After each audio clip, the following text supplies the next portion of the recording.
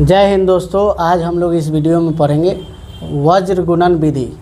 वज्र गुणन विधि से समीकरण को कैसे हल किया जाएगा। यहाँ पे देखिए समीकरण निकाय है 2x + y बराबर 5 और 3x + 2y बराबर 8 को वज्र गुणन विधि से हल करना है। तो ये समीकरण दिया हुआ है, तो वज्र गुणन विधि का जो सूत्र होता है उसको याद करना सबसे इम्पोर्टेंट है। तो सूत्र होगा x बटा, इसका ट्रिक है बक फिर y बटा का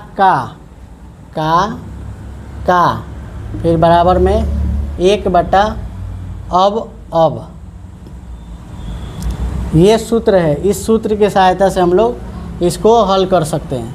तो अभी पूरा नहीं लिखा है, देखिए क्या है, x बटा बक का अब ऐसे याद कीजिएगा तो हो जाएगा। तो यहाँ पे नंबर याद करना है 12 21। नंबर क्या है 12 और 21 है, यहाँ पे 12 और 21 इस तरह से याद कीजिएगा तो ये सूत्र याद रहेगा। तो अब इसमें हम लोग मान पुट कर देंगे, आ जाएगा आंसर। तो यहाँ देखिए पहले लिख देंगे साइड में, यहाँ पे B1 ये है A1, ये है B1 और ये है C1, और यहाँ भी A1 B1 और ये है C1। ठीक है, तो सबका मान पुट कर देंगे।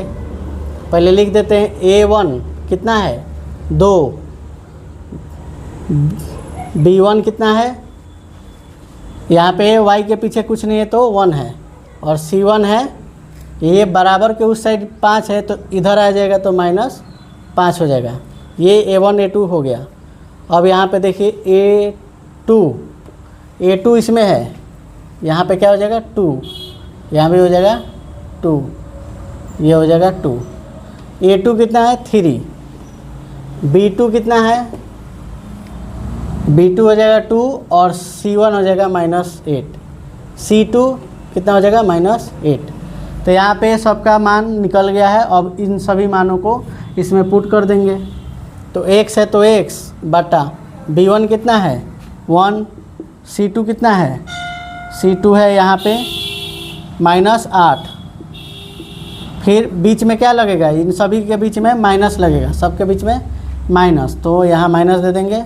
और B2 है 2 और C1 है -5 इक्वल टू बराबर y है तो y, C1 का मान पुट कीजिए -5 मल्टीप्लाई A2 है 3 माइनस C2 है -8 गुना A1 है 2, फिर बराबर 1 है तो 1, यहाँ पे A1 कितना है 2, B2 यहाँ पे 2 माइनस A2 यहाँ पे 3 है गुना, और B1 हो गया 1। तो मान पुट कर दिए। अब इसमें क्या करेंगे, सबको मल्टीप्लाई कर देंगे, आ जाएगा आंसर। x बटा 1 में 8 से कीजिएगा तो -8 और माइनस प्लस 2 पचे 10 बराबर y है तो y 5 3 15 और ये माइनस ये प्लस हो गया, 8 दूना 16 बराबर 1 बटा 2 में 2 से कीजिएगा 4, 3 में 1 से कीजिए 3, बीच में क्या लग जाएगा माइनस, ये गुना नहीं होगा, 2 दूना 4 हो गया और 3 एकम 3 -3।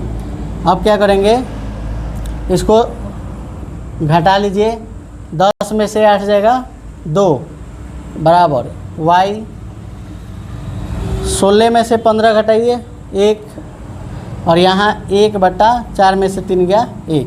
अब क्या करेंगे, यहाँ पे 2 गो भाग बन जाएगा, x बटा 2 के बराबर में लिखिए 1 बटा 1 और y बटा 1 के इक्वल टू में लिखना है 1 बटा 1। अब इसको इससे मल्टीप्लाई कर दीजिए, इससे तो x में 1 से करेंगे तो x, इधर 2 में 1 से कीजिएगा तो 2, यानी x का वैल्यू 2 आ गया। उसी तरह y में 1 से कीजिएगा तो y, और 1 में 1 से कीजिएगा तो 1। यहाँ पे x और y दोनों का वैल्यू आ गया। तो यही क्या था, वज्र गुणन विधि।